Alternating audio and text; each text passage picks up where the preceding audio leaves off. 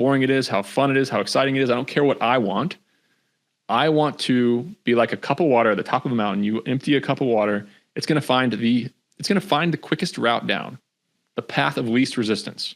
That's me as an entrepreneur.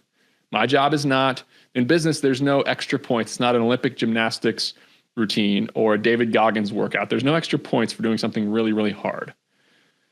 So why wouldn't I pick the best opportunity that's the easiest, that's the simplest, that allows me to win? Because winning is really fun.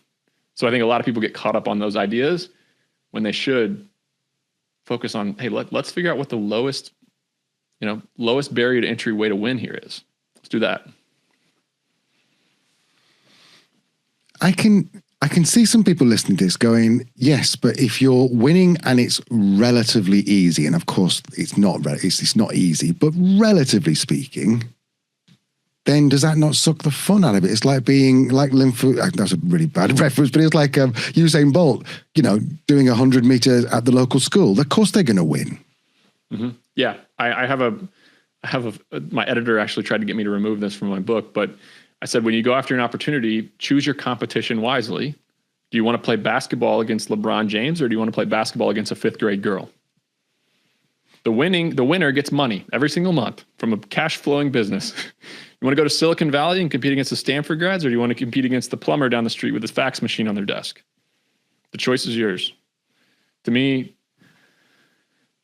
losing really isn't fun. Like getting no momentum, getting no customers, having no money, that's not fun. So building an organization and growing and watching the company grow. I mean, look, I have over 300 employees across my portfolio of companies, and they all have a better life than they did before I was around.